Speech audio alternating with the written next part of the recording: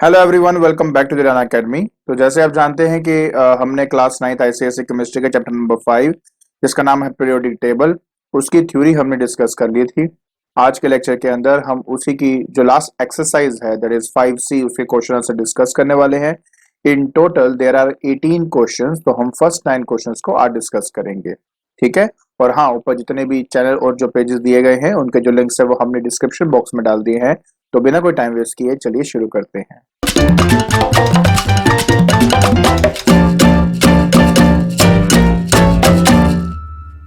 तो देखिए, हमारा सबसे पहला क्वेश्चन है कि element P has atomic number 19। ठीक है, हमारे पास एक एलिमेंट पी है, उसका जो एटॉमिक नंबर है वो 19 है।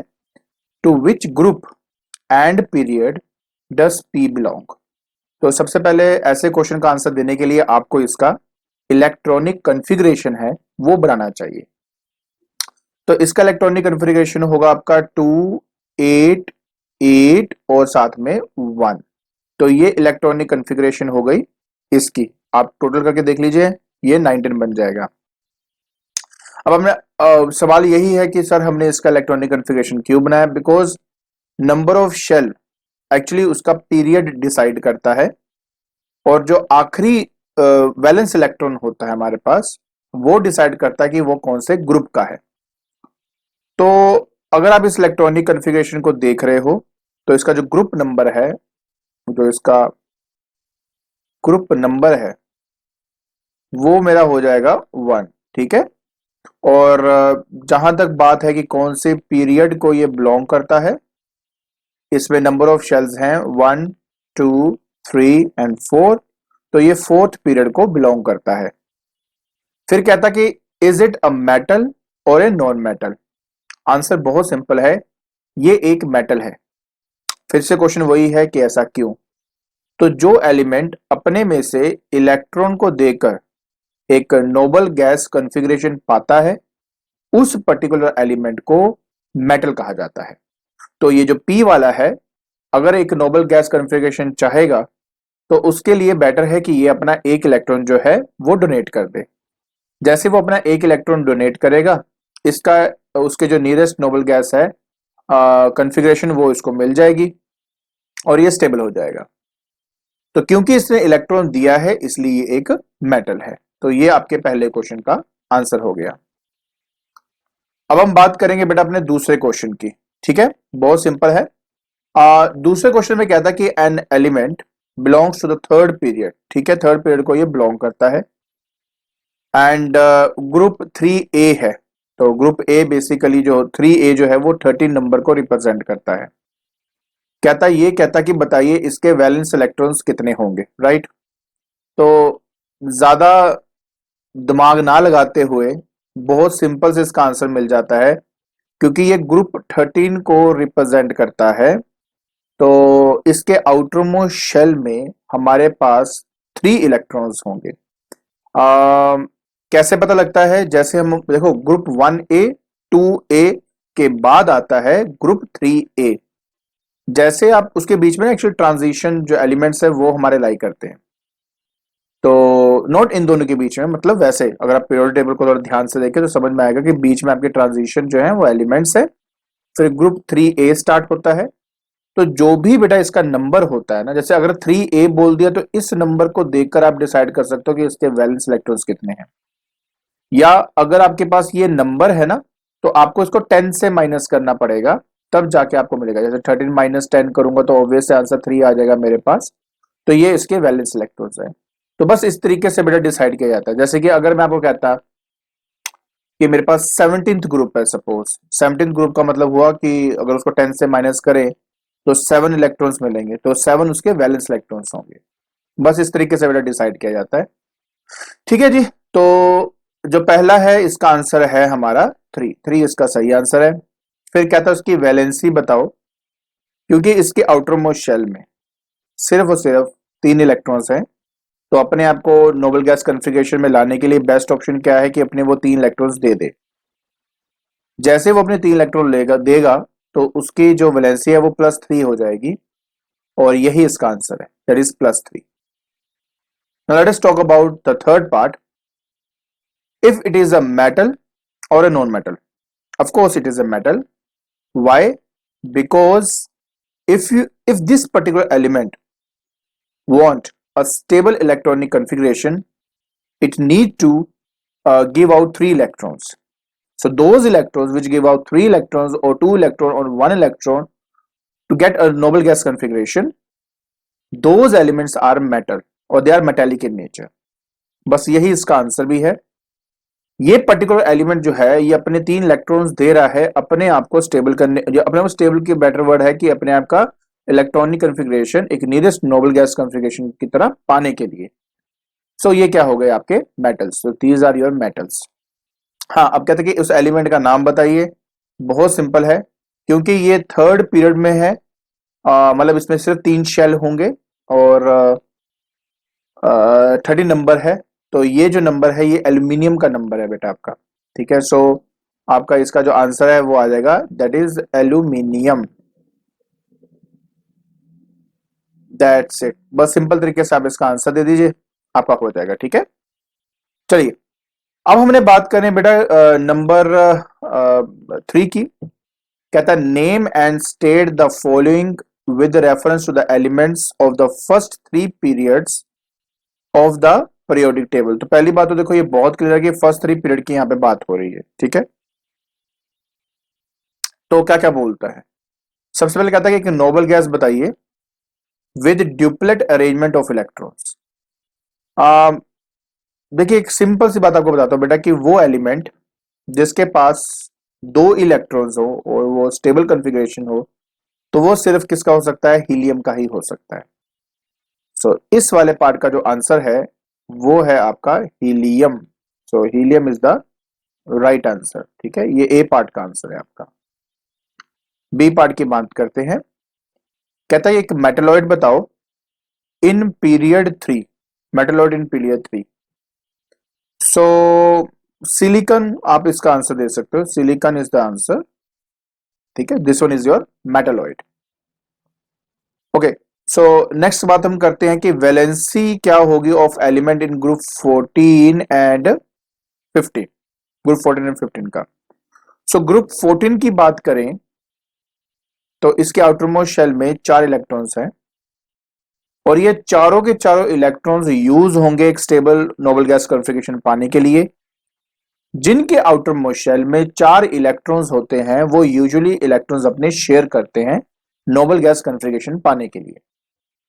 इसी वजह से हमारा जो सी पार्ट है जो ग्रुप 14 है, तो अगर मैं देखता हूं यहां पे ग्रुप 14, तो उसकी वैलेंसी होगी 4।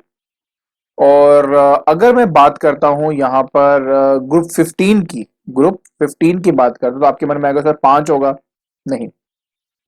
वैलेंसी पता करने के लिए एक्चुअली हम ये देखते हैं कि कितने नंबर ऑफ इलेक्ट्रॉन्स का यूज किया जा रहा है उस एलिमेंट को या उस एलिमेंट के स्टेबल कॉन्फ़िगरेशन पाने के लिए। जैसे कि इस 14 वाले में 4 इलेक्ट्रॉन का इस्तेमाल हुआ था ताकि उसका एक स्टेबल कॉन्फ़िगरेशन मिल सके, राइट। इस ग्रुप 15 के अंदर मतलब इसके आउटरमोस्ट शेल में 5 इलेक्ट्रॉन्स हैं। अपने आप को स्टेबिलिटी में लाने के लिए या तो ये 5 इलेक्ट्रॉन देगा या तो 3 इलेक्ट्रॉन लेकर अपने आप को स्टेबल कर लेगा। आप समझदार हो, हमने बहुत बार इसको डिस्कस किया है। तो अपने आप को स्टेबिलिटी में लाने के लिए ये 3 इलेक्ट्रॉन का इस्तेमाल करेगा ताकि अपने आप को वो स्टेबल बना सके। इसलिए इसकी जो वैलेंसी है वो 3 होगी। प्लीज रिमेंबर ऑलवेज कि जब हमारे नंबर ऑफ इलेक्ट्रॉन्स जो वैलेंस इलेक्ट्रॉन्स हैं 4 से ज्यादा हों, जैसे कि 5, 6, 7 या 8, तो आप उसको 8 से माइनस करेंगे। किससे? 8 से माइनस करेंगे, तो जो भी नंबर आएगा that is your valency. Plus या माइनस साइन जो है वो हमेशा ये इंडिकेट करता है कि उसने इलेक्ट्रॉन को लूज किया है कि गेन किया है। बस यही एक मेन डिफरेंस है, इसके अलावा इसका कोई भी इतना कोई डिफरेंस नहीं होता है। अब कहता है कि एक नोबल गैस है हैविंग इलेक्ट्रॉनिक कॉन्फ़िगरेशन 288, तो ये कौन होगा? इसके लिए अगर आपको याद हो अच्छे से, पहली बात तो ये थर्ड पीरियड की बात हो रही है। थर्ड पीरियड में जो आखिरी एलिमेंट है वो आर्गन होता है। बेस्ट तो है आपको पता होना चाहिए बेटा कि हीलियम, नियोन, आर्गन, क्रिप्टन। तो इसी से आपको पता चलता है कि आर्गन इसका सही आंसर है।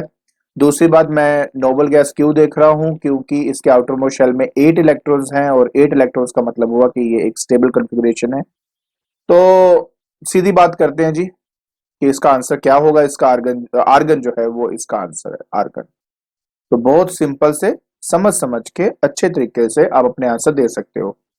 केमिस्ट्री में हमें जरूरी नहीं होता हर चीज रट्टा ही मारनी होती है, उसको जिसको हम रोड लर्निंग कहते हैं करना ही होता है, ऐसा नहीं है।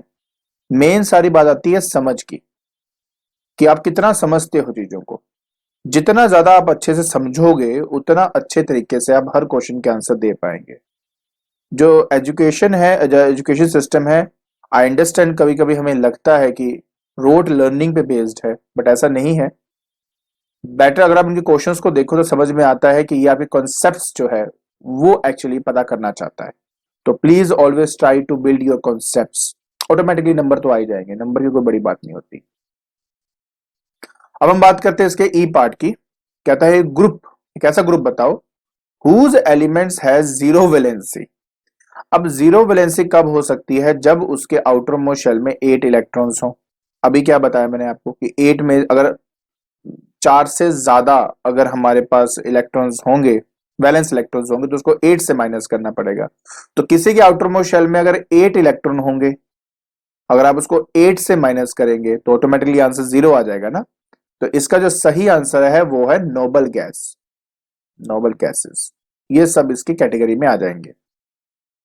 ठीक है, अब हम एफ की बात करते हैं। कहते हैं a covalent compound formed by an element in period 2 and halogen. Okay, and A halogen, ठीक है जी, हो जाएगा। पहली बात, कोवलेंट कंपाउंड क्रिएट करने के लिए हमें, देखो, अब आप मुझे कहेंगे पीरियड 2 में तो हमारे पास और भी हैं जो कोवलेंट कंपाउंड क्रिएट कर सकते हैं। मैं आपकी बातों को ऐसे गलत नहीं कहूंगा, बट मैं आपके साथ ये बात जरूर शेयर करूंगा कि अगर हम कोवलेंट कंपाउंड की बात करते हैं तो बेटर है कि हम वो एलिमेंट देखें जिसके एटॉमिक शेल में 4 इलेक्ट्रॉन्स हो। वो इसलिए क्योंकि ना तो वो इलेक्ट्रॉन को गेन कर सकता है ना तो वो लूज कर सकता है। वो अपने आप को स्टेबिलिटी में लाने के लिए अपने इलेक्ट्रॉन्स को शेयर करेगा। तो उसका सबसे बेस्ट जो एग्जांपल है वो कार्बन है, क्योंकि हम यहाँ पे पीरियड 2 की बात कर रहे हैं। ठीक है, तो कार्बन इसका सही आंसर है। हेलोजन के अंदर हम क्लोरीन ले लेंगे, क्योंकि CCl4 हमारे पास एक ये कोवलेंट कंपाउंड है। ये है कार्बन टेट्राक्लोराइड, इस कार्बन टेट्रा क्लोराइड, क्लोराइड। तो बस जी, आराम से आप इसका आंसर ऐसे दे सकते हो। ठीक है जी, अब हम बात करेंगे अपने जी पार्ट की। कहता है कि नॉन मेटालिक एलिमेंट के बारे में बताओ जो पीरियड 3 में हो और ग्रुप जो है वो उसके 15 और 16 हो, है ना। बहुत सिंपल है। पहले तो ये समझो कि अगर मैं कहता हूं कि ग्रुप 15 है तो मतलब इसके जो वैलेंस इलेक्ट्रॉन्स हैं वो 5 होंगे और वैलेंसी इसकी 3 की होगी, और नॉन मेटालिक है तो -3। 16 की बात करूंगा तो ये आपके वैलेंस इलेक्ट्रॉन 6, वैलेंसी इसकी -2 की होगी। तो अगर ये बात कर रहा है कि मेरे थर्ड पीरियड के बारे में बात कर रहा है तो ये हो जाएगा 15 वाले में आ जाएगा नाइट्रोजन के नीचे वाला जो कि फोस्फोरस होता है। तो हमारा जो नॉन मेटालिक, हम ग्रुप 15 की बात करते हैं, अगर G15 की बात करता हूं तो इसका होगा फोस्फोरस। ठीक है, पी से रिप्रेजेंट करते हैं ना। सो फोस्फोरस हो गया इसका। एंड अगर G16 की बात करता हूं तो ये हो जाएगा ऑक्सीजन के नीचे जो कि सल्फर है, सल्फर। तो बस इस तरीके से बेटा आपने इस क्वेश्चन का आंसर देना था, right. A very simple question. आपने बस तभी मैंने आपको कहा था ना कि पीरियोडिक टेबल जो है ना, हो सके तो 30 तक याद कर लीजिए सीक्वेंस वाइज। तो उससे क्या होगा कि आपको इस तरह के जो क्वेश्चन है इनके आंसर देने, आई डोंट थिंक कोई मुश्किल आएगी, फिर आप आराम से इसके आंसर दे पाओगे। ठीक है, चलिए अब जल्दी से करते हैं नेक्स्ट वाला पार्ट भी। फिर हमारे पास आता है एच वाला पार्ट। एक इलेक्ट्रोवेलेंट कंपाउंड बताइए, मतलब जिसमें शेयरिंग ऑफ इलेक्ट्रॉन्स के बजाय transfer of electron take place किया हो। Form by the alkaline earth metal, alkaline earth metal. Okay, and दूसरा है मेरे पास हेलोजन। अब एक काम करिए ना, देखिए अगर वो कहता ना एल्कली मेटल बोलता अगर वो, तो बात थी ग्रुप 1 की। यहाँ पे हो रहा है एल्कलाइन अर्थ मेटल। जब इसने एल्कलाइन ही बोल दिया तो मतलब ये ग्रुप 2 के बारे में बात हो रही है। तो मैग्नीशियम क्लोराइड आंसर ले लेते हैं इसका, सबसे बढ़िया मैग्नीशियम क्लोराइड लीजिए, ये इसका आंसर है। क्योंकि इस केस के अंदर हमारे पास जो मैग्नीशियम के दो इलेक्ट्रॉन्स होते हैं वो दो डिफरेंट क्लोरीन के साथ अपने इलेक्ट्रॉन को ट्रांसफर करके ये अपना स्टेबल बन जाता है। तो MgCl2 बिल्कुल सही आंसर है इसका। ओके, सो अब हमने बात करनी है बेटा हमारे, दैट इज क्वेश्चन नंबर 4 की, राइट। बहुत सिंपल है, जल्दी जल्दी हम इसको भी खत्म कर लेते हैं, राइट। देखिए, तो अब आता है बेटा कि हमें कॉलम ए कॉलम बी दोनों हमें दिए हुए हैं। अब ऑब्वियस है, आपने कितने मैच द कॉलम्स आपने पहले किए होंगे, इनको आपस में बिल्कुल मतलब सही करना है। हम भी थोड़ा सा मैचिंग स्टाइल में ही करेंगे, ठीक है। कहता है element short by 1 electron in octet. तो मतलब इसको सिर्फ एक ही इलेक्ट्रॉन चाहिए अपने आउटर मोस्ट शेल में 8 इलेक्ट्रॉन्स करने के लिए। तो सबसे मतलब ग्रुप 17 की बात हो रही है और वो हैलोजन्स ही होते हैं। तो आप इनको ज्वाइन कर देंगे तो ये इसका सही आंसर हो गया। फिर आता है हाईली रिएक्टिव मेटल्स। सबसे ज्यादा रिएक्टिव मेटल वो हैं जो हमारे ग्रुप 1 में होते हैं, जिनको हम एल्कली मेटल्स का नाम देते हैं, राइट। सो ये दोनों को आपस में जोड़ देते हैं यहाँ पे, ठीक है, इनको आपस में ऐसे जोड़ देते हैं। ऑलराइट जी, उसके बाद आता है non reactive elements. Okay, non reactive elements की जब भी बात होती है ना, वो होते हैं जो रिएक्ट नहीं करते, राइट। तो उसकी जो कैटेगरी है बेटा वो हमारी पास है, दैट इज नोबल गैस। तो ये इसके साथ मैच करेगा। फिर हमारे पास आता है एलिमेंट्स ऑफ ग्रुप 3 to 12। ये तो हमें सबको पता कि ट्रांजिशन एलिमेंट्स होते हैं आपके। तो लीजिए, इसको उठाया, हमने इसके साथ ऐसे ज्वाइन कर दिया, डन। हाँ जी, अब आ जाता है हमारे पास रेडियो एक्टिव एलिमेंट। और जितने भी एक्टेनाइड्स हैं वो सारे रेडियो एक्टिव एलिमेंट्स ही होते हैं। तो ये इसके साथ जुड़ जाएगा। Elements with 2 electrons in the outermost shell. 2 electrons इनके आउटर मोस्ट शेल में, ऑब्वियस एल्कलाइन अर्थ मेटल्स होते हैं वो। तो लीजिए, डन। तो बस जी, इस तरीके से आपने इसका आंसर देना। तो वेरी सिंपल यार, कुछ इतना मुश्किल तो होता ही नहीं कभी भी ये। ओके, अब बात आ जाती है बेटा कि हमने करना है ये जो हमारा टेबल दिया हुआ है इसको हमने कंप्लीट करना है, ठीक है। बहुत ज्यादा इजी है। हमें एलिमेंट्स दिए हुए हैं, हमने उनके इलेक्ट्रॉनिक कॉन्फ़िगरेशन लिखनी है। उसके बाद ये जो 3 आपको यहाँ पे एलिमेंट दिए, जैसे कैल्शियम दिया, नाइट्रोजन दिया, पोटेशियम दिया है। तो इसके ग्रुप मतलब जिस ग्रुप का ये मेंबर है उसका एक और मेंबर आपने यहाँ ढूंढना है। तो ये बहुत सिंपल सा वे है इसको करने का। सबसे पहले हमारे पास पोटेशियम की बात करें, एटॉमिक नंबर 11 दिया है। इलेक्ट्रॉनिक कन्फिग्रेशन आपको पता ही है बेटा, 2, 8 और 1 इसका इलेक्ट्रॉनिक कन्फिग्रेशन हो जाएगा। और जो पोटेशियम है बेटा इसका एग्जैक्टली वही आउटर मोस्ट शेल में एक ही इलेक्ट्रॉन होता है। तो ये इसका आंसर हो जाएगा, तो के इसका आंसर है। फॉस्फोरस 15 है तो ये आपका आ जाएगा 2, 8 एंड 5, ठीक है। फोस्फोरस जो है वो नाइट्रोजन फैमिली का हिस्सा है, तो नाइट्रोजन आपका यहाँ पे आंसर आ जाएगा। सल्फर अभी भी तो बताया ऑक्सीजन फैमिली का होता है, तो लेकिन हाँ इसको कर देते हैं 2, 8 एंड 6। तो लीजिए, इस तरह करके ऑक्सीजन को टिक कर देंगे, ये इसका आंसर है। फ्लोरीन की बात करें तो आउटरमोस्ट शेल में 7 है ना, वो है हेलोजन फैमिली है, तो क्लोरीन इसका आंसर आएगा। तो क्लोरीन यहाँ कर दीजिए, यहाँ पे 2 और 7 आ जाएगा। देखो कितना सिंपल है, बहुत आसान है यार, बिल्कुल मुश्किल नहीं है। आराम आराम से सोच सोच के करना, स्टेप बाय। उल्टा पता क्या होता है केमिस्ट्री में, इस तरह के क्वेश्चन करने में मजा बहुत आता है।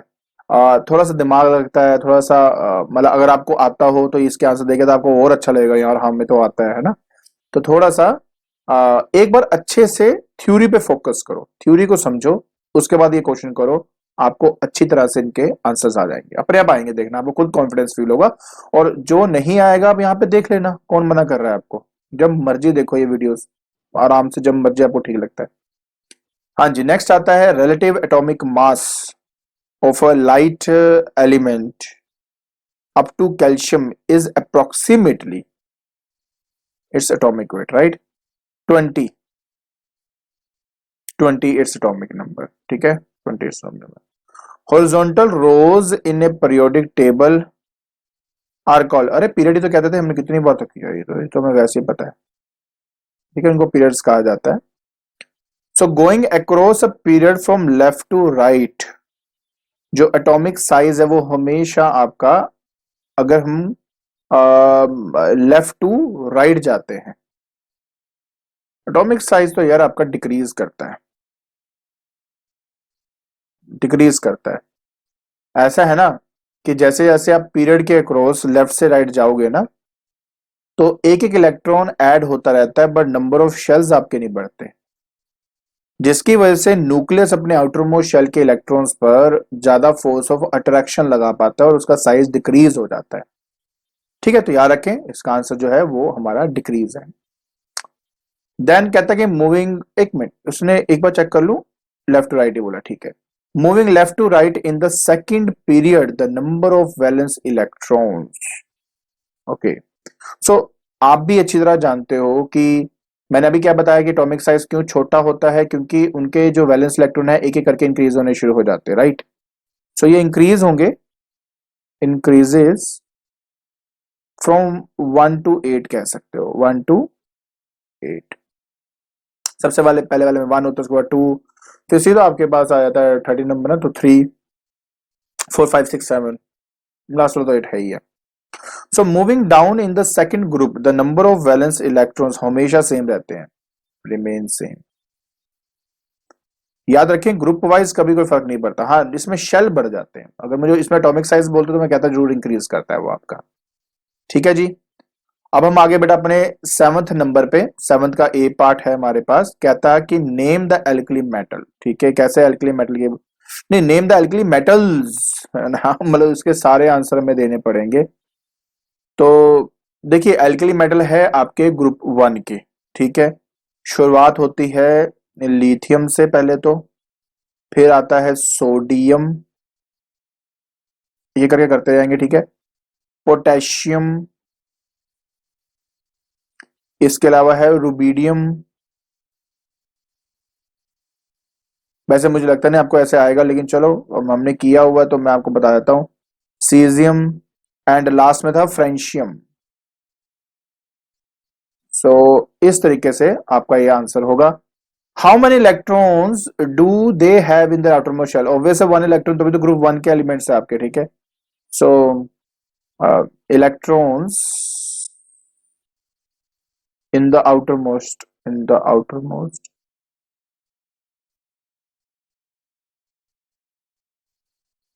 Orbit, that is 1। ठीक है जी, ये इसका आंसर आ जाएगा। बी पार्ट की बात करते हैं। Take any one alkali metal and write its reaction with oxygen water and acid. आसान है यार। देखिए अगर मान लीजिए मैं कोई भी, जैसे मान लो ये Na लेता हूं, सोडियम, उसको ऑक्सीजन से रिएक्ट करवाया, तो सिंपल सी बात यह है कि इसका ऑक्साइड बनाता है ये आपका। सो Na2O, सोडियम ऑक्साइड। ओके, सो यहां पे मैं 2 कर देता हूं। यहाँ पे 2 करना पड़ेगा मेरे को, ताकि ऑक्सीजन 2 हो जाए। हम्म, और यहाँ पे मुझे 4 करना पड़ेगा फिर।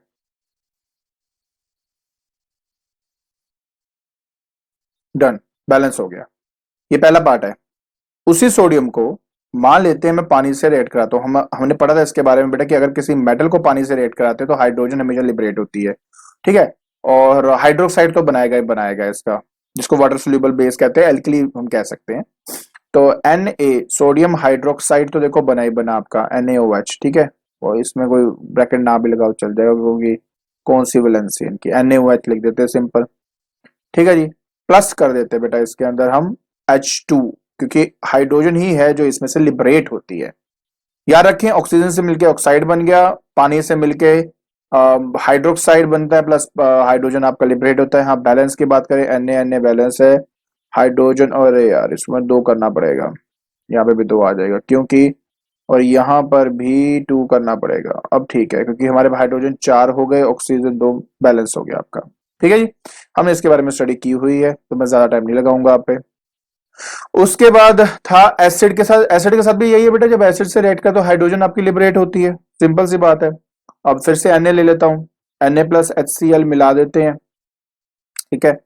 तो एज ए रिजल्ट मेरा बनेगा NaCl प्लस H2O, और H2 note H2O, H2 liberate होता है आपका यहाँ पर। यहाँ 2 करना पड़ेगा, सिमिलरली यहाँ पे 2 हो जाएगा, यहाँ पे 2 हो जाएगा। लो जी, बैलेंस भी हो गया आपका ऑटोमेटिकली, ठीक है। सो इस तरीके से आपने ये करना था। इजी, डन हो जाएगा ना। चलिए अब हम करते हैं। अगर कोई डाउट हो ना प्लीज कमेंट बॉक्स में लिख दिया करो अपने डाउट्स को, तो फिर क्या है कि मैं आराम से आपको उन क्वेश्चन के आंसर बता पाऊंगा, ठीक है। घबराना नहीं है, पर क्वेश्चन करने हैं। Done, okay. अब हम बात करते हैं बेटा, name the method by which the alkali metals can be extracted. मैंने आपको इसका आंसर पहले भी दिया हुआ है। किसी भी एल्कली मेटल को अगर आपने मतलब एक्सट्रैक्ट करना है तो हम इलेक्ट्रोलिसिस से ही उसको एक्सट्रैक्ट कर सकते हैं, इलेक्ट्रोलाइसिस, ठीक है। और उसमें भी तब जब हमने उनका मोल्टन सॉल्ट लिया हो, of their molten salt, molten salt. तो मोल्टन सॉल्ट का इलेक्ट्रोलिसिस कर दीजिए, आपको आपका जो एल्कली मेटल है वो आसानी से मिल जाएगा। ये काम है आपका। अच्छा जी, अब वो बी पार्ट में कहता है, बताइए जो आपको बताया था ना मैंने कि सोडियम होता है, पोटेशियम होता है, अगर हम उसको फ्लेम में रखें तो उनके कलर जो है वो हमें दिखाई देते हैं, और मैंने आपको हर एक के कलर भी बताए थे। तो उसी तरह ये पूछ रहा है कि फ्लेम का कलर क्या होगा जब मैं सोडियम को मतलब फ्लेम पे रखूंगा। तो सोडियम को रखेंगे तो इसमें एक गोल्डन येलो कलर मिलता है बेटा हमें। देखो वैसे तो अगर आप पहला येलो लिखो तो नंबर मिल सकते हैं, बट ये एक्चुअली आपके टीचर की डिस्क्रिप्शन होती है। और गोल्डन येलो लिखोगे तो ऑब्वियस है नंबर कटेंगे नहीं आपके ये फिक्स बात होती है, तो ये बात ध्यान रखना आपने, ठीक है। ओके, इसके बाद आता है बेटा पोटेशियम। सो पोटेशियम हमारे पास आता है। तो पोटेशियम की अगर मैं बात करता हूं तो इसमें हमारे को पेल वायलेट कलर मिलता है, पेल वायलेट कलर हमें मिलता है। तो ये मेरे इस 8th का आंसर है। Clear, good. चलिए अब हमने बात करनी है अपने आज के आखिरी क्वेश्चन की। सिंपल क्वेश्चन है बेटा, इसको हमने आराम से समझना है, क्लैरिटी हो जाएगी आपको, ठीक है। तो सबसे पहले वो कहता है कि एक ऐसे एलिमेंट के बारे में बताइए जिसके आउटरमो शेल में 2 इलेक्ट्रॉन्स है, मतलब फोर्थ शेल में पहली बात फोर्थ शेल की बात कर रहा है, 2 इलेक्ट्रॉन्स है। तो उसका एटॉमिक नंबर क्या होगा? तो एटॉमिक नंबर लिखने से पहले इलेक्ट्रॉनिक कॉन्फ़िगरेशन लिख देते हैं कि 2 8 8 एंड 2, ये इसका सही आंसर है, ठीक है। फोर्थ शेल है ना, फोर्थ शेल में ये इसका सही आंसर हो गया। अब वो कहता है इसका एटॉमिक नंबर साफ दिखता है बेटा कि हमारा है 8 2 10 10 20 20 इसका नंबर हो गया। तो 20 मैंने इसका यहाँ पे नंबर लिख दिया। इलेक्ट्रॉनिक कॉन्फ़िगरेशन में लिख चुका हूँ, फिर से लिख देता हूँ 2 8 8 एंड 2, ये हो गया। वैलेंसी की बात करें तो 2 इसकी वैलेंसी वैसे +2 सही होगा, प्लस मतलब क्योंकि 2 इलेक्ट्रॉन देके ये स्टेबल कॉन्फ़िगरेशन पा सकता है आपका। Position in the periodic table, position in the periodic table ये ना एक्चुअली में आपका होगा, दिस इज 2A, मतलब ग्रुप 2 है बेसिकली, आपको बताता हूँ दिस इज ग्रुप 2, और ये एल्कलाइन अर्थ मेटल है आपका, एल्कलाइन अर्थ मेटल है आपका, अर्थ मेटल, ठीक है जी। ऑब्वियस है मेटल बोल दिया, इट इज मेटल है, no metal of course metal है जी। अभी तो बताया आपको मेटल क्यों है, क्योंकि ये 2 इलेक्ट्रॉन देके अपने आप को स्टेबल कॉन्फ़िगरेशन लेगा ना, इसकी वजह से। और क्योंकि ये 2 इलेक्ट्रॉन, क्योंकि इलेक्ट्रॉन देने की टेंडेंसी लगता है, इसीलिए ये आपका रिड्यूसिंग एजेंट भी है। याद रखें, it is a reducing agent.